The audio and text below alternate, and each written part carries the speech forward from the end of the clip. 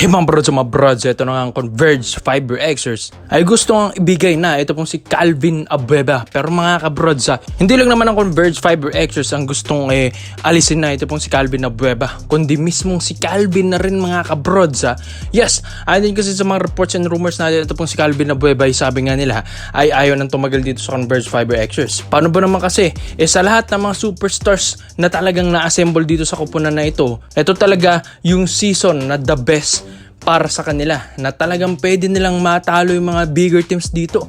Pero ang naging resulta mga kabrods, ito pong Converge ay nasa bottom ng standing ngayong PBA Commissioner's Cup 2026. Kaya itong si Calvin Abueva ay namang problema na rin mga kabrods, kaya gusto na itong kumalas na. At ito mga kabrods ay gustong maglaro sa San Miguel Beermen. Alam din naman natin si Calvin Abueva, matagal na rin itong di nakakapag-champion dito sa PBA. At ang gusto rin naman kasi, and every player's dream naman din kasi mga kabrods, ng lahat ng mga PBA players na ito ay magkaroon ng kampyonato. Kaya ito pong si Calvin Abueva ay hindi na ako magugulat kung makikipag-sunny pwersa na rin dito sa SMB, dahil alam din naman natin na ano yung kakayahan ng San Miguel Beermen. Kahit sabihin natin ng SMB hindi man ganun kasing galing ng mga top teams or mga intro boys dito sa elimination round, pero maasahan mo ang SMB pagdating na ng playoffs round to semis and up to finals mga kabrods. So ang daming pwedeng benefit ng isang Calvin Abueva na mapupunta ng San Miguel Beermen. Unang-una sa depensa. Alam din naman natin ng SMB, isa rin sa mga nakulang at weaknesses din nila ay yung depensa. Alam din naman natin na binalik na nila si Benny Boatwright Jr. Buti nga, inalis na rin yung Justin Pato na nag-awol mga kabrods. Ito pong SMB ngayon ay talagang pinakakulang nila kung bakit natatalo sila ngayon ng elimination round. Talagang nagiging kampante sila sa depensa. Paano ba naman kasi mga kabrods, kahit gaano kalakas ng SMB, talagang depensa pa rin ang nagwawagi dito sa mga kupunan na nakakalaban nila.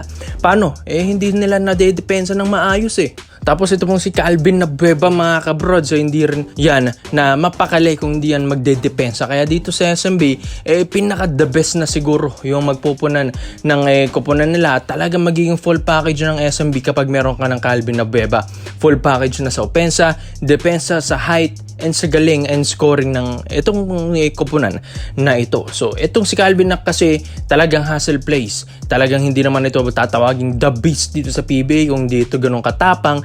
Hindi rin naman ito tatawaging the beast sa PBA kung hindi man ito ganun kagaling at ganun kahasel mga kabrods, kung saan ang dami na itong pwedeng matulong dito sa San Miguel Beermen. Kahit sabihin natin, kahit saan mapuntang kupunan nito pong si Calvin, andun pa rin yung kanyang galing, andun pa rin yung kanyang gilas, yung kanyang hustle plays, yung bilis niya sa laro, yung pick up games niya sa laro. Tapos sa mga imports talagang mapang-asar pa, gumagamit din ng mind games, magaling din sa mga props. Tapos mga kabrods, sa opensa talaga makikita mo may improvement si Calvin Abueva. Paano ba naman kasi pagdating nga sa mga 3-point shooting, itong si Calvin Abueva ang talagang isa sa mga nag-improve na forward pagdating sa shooting ng 3-point area. Mga kabrods, talagang gumaling din, and talagang makikita mo na naging shooter ang isang Calvin Abueva ngayong season. Pero yun nga, dito sa Converge Fiber Xers, pagkatapos ang makuha dito, mga kabrods, akala natin mas lalakas na lalo ang Converge. Isa rin siya sa mga dahilan na ang Converge Fiber Xers ay kayang manalo dahil din kay Calvin Abueva. Pero wala nga lang katulong si Calvin Abueva, kaya hirap na manalo ito pong Converge Fiber Xers. Kaya nga ito ang gusto na makipag-sunny pwersa at gusto magkaroon ng kampyonato dito sa San Miguel Beermen. Kaya ikaw mga kabrods, sa tingin nyo ba worth it bang makuha ng SMB ito pong si Calvin Abueva, at sino namang bibitawan ng SMB para makuha siya? Komento mo lang po nyo dito mga brods, at isin natin yan. Dito naman po tayo sa kabilang balita naman natin mga brods. Ito nga pong si Ronde Hollis Jefferson. Alam ko nga ay nandito at bumalik na dito sa Pinas. Paano ba naman kasi talagang ginaid niya ng husto ito pong si Bol Bol. Ito nga ang import ng TNT Tropang Giga. Pero yun nga, ito po kasing mga kabrods, ang Barangay Nebra San Miguel nakatingin dito kay RHJ. So alam nga natin na galing injury rin ito pong si RHJ mga kabrods. Kaya ito ay si Bol Bol muna pansamantalang kinuha ng ng TNT.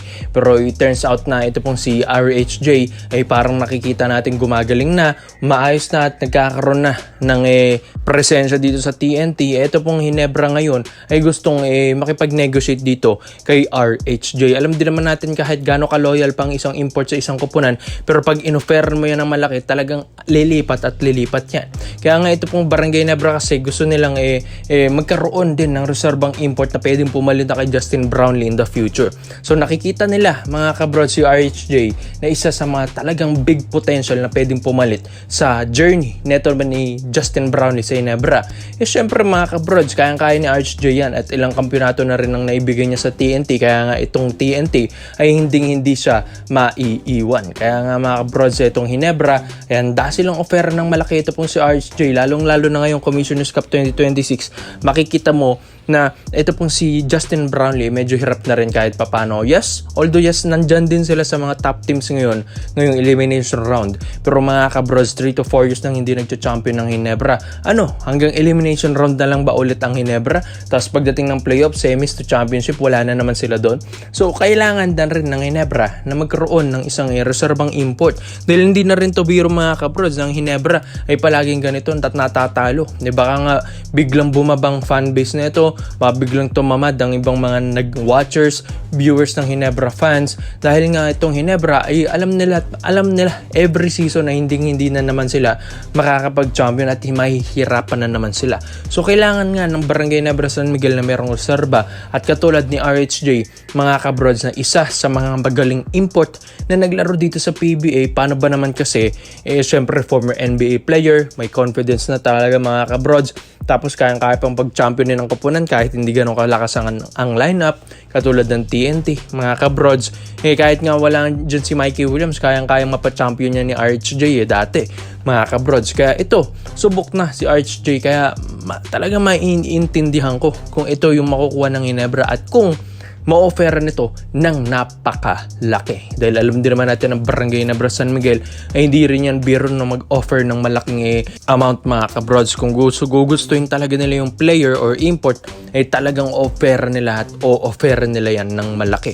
So mga kabrods, kung si RHJ naman ang mapunta sa Ginebra, ang dami na itong pwedeng magawa. Parang Brownlee lang din ang mga ginagawa nito. Scorer mga kabrods, magaling din sa depensa, magaling gumawa ng spasyo, magaling din sa mga footwork.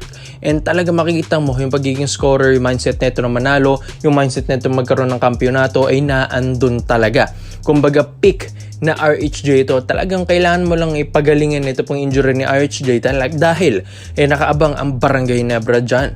So kailangan lang din ng Ginebra na maging patient sila. Kung gugustuhin naman ng itong combat agent ni RHJ na patusin ito pong offer ng Ginebra, ay why not mga kabros. Pero kung hindi, talagang ganun TNT loyal talaga ito pong si RHJ. So talagang 50-50 pa ang mangyayari dito kung tatanggapin ng agent ni RHJ ang offer or hindi mga kabrods. So ganun lang yan. So ikaw mga brods, komento mo lang po nyo dito sa tingin nyo ba bagay ang isang Rondeolos Jefferson dito sa future import ng Barangay Ginebra San Miguel. Komento mo lang po nyo dito mga brods. Isa-isa natin yan. Salamat po sa panonood mga brods. This is a Phil Basketball Trade-offs lang. I'm out.